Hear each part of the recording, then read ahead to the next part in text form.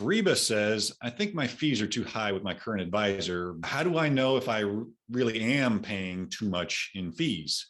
Good question here. Yeah. So I would first say that look at a couple different things. Don't just look at the cost, look at the value. And I can I got a funny story in my childhood of cost versus value. It was really the first time I realized that you get what you pay for. And I went into a dollar store with my mom. And at this time I was in seventh or eighth grade, I think, and playing basketball at this point. And I saw a pair of shoes in this dollar store that looked like Air Jordans. The only thing that they were missing was they just didn't have the little Air Jordan, logo on there, because obviously they were knockoffs, right? But they looked like that year's version of Air Jordans. How did I know that? Because I knew that I would have no chance of ever having Air Jordans as a kid, but I knew what they looked like because I would love to have them, right? I mean, if anybody's been following me for a very long time, you knew that we did not have a whole lot of money growing up. And so I was like, I could look like I have Air Jordans. And, from the bleachers, nobody's going to know they're not Air Jordans, because they wouldn't be able to see that little tiny Air Jordan guy on my shoes anyway. And plus I'm moving so fast that, right. So then why do you need Air Jordans if nobody can tell? Well, they could tell just because of the way the shoe looked, but they don't see the little logo, right? And so I'm like, yes, I can get those. And they were like $10. So $10, we can afford a pair of shoes for $10. And so we got those. They lasted one game, and I had holes in the soles of the shoes by then. Wow. Yeah, my socks were on the floor of the court by that time. And then we had to buy new shoes. And so, yeah, definitely got what we paid for there. And so value is what you get. Cost is what you pay. And what we're looking for is value. So you want value for what you're paying. And once again, are they just your investment guy? Right? Or are they, I guess, Reba, I don't know how close you are to retirement. So maybe that's all you need right now is just an investment guy.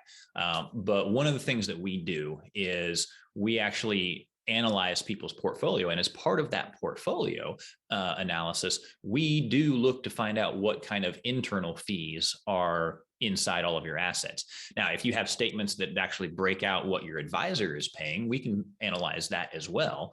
And then find out if you're getting any kind of value, as we have a conversation with you, is there value? Are they helping you get comprehensive planning, or are they just a broker making trades for you? If they're a broker just making trades for you, then there might be some better things to do. And as far as like just the internal fees and fees for a financial advisor go, like I said, you want to make sure that you're getting value for it. Also, we can find out what type of fees you paid when you initially got into those products, whether there were loads or anything like that up front. And so we can just find out whether or not that their investment style really meshes with what your investment style really is. And we don't necessarily want to look for the cheapest funds. We want to look for the most effective and the ones that will work the most. And maybe they're not even funds, maybe they're portfolios, so there's just a lot that goes into that. And it's all about value. It's all about what you're getting for whatever you're paying.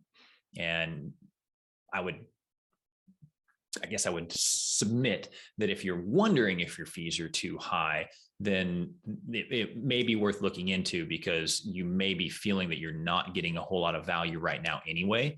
And so if that is the case, then maybe you should look to find somewhere else to where you can get something like a portfolio analysis and find out what a breakdown of the actual fees that you're paying are. Right. And we'd be happy to do that if you want to reach out to us or reach out to anybody else that can do that, and tell them the same thing about what you're looking to have done. And then they can do that for you. Yep. Yeah, definitely make sure you're getting value in all the services for what you are paying. If it's within your goals, and yeah, but if it's not, a second opinion is definitely a good idea. Yeah. Like I said, there's been plenty of times where we've had people come to us that are working with another advisor, and we go through all the different areas that we cover because we do investment planning, income planning, tax planning. We help with long-term care, health planning. We help with we're also licensed to do Medicare supplements and stuff like that. So we help with that. We help with any legacy planning, life insurance, or anything like that. And so we cover all those different 5 areas. And if somebody comes to us and realizes, wow, my guy is just my investment guy, and you work in all these other areas, well, then they see a lot more value. Go ahead and hit that subscribe button, smash the notification bell. That way you're always updated whenever we bring on new content. And we're going to try to hit so many different subjects so that you can find yourself possibly in some of these examples that we give. And if that is an area that you need help in, reach out to us. Our information is going to be in the notes here. You go to millerretirementgroup.com. There's ways to reach out to us there. I think our link to our calendar is going to be in here. If anybody ever wants a free 15-minute phone call consultation to find out whether or not there's anything that we can do to help out your specific situation, let us know. We want to empower you to live the type of retirement that you deserve. Thank you and take care.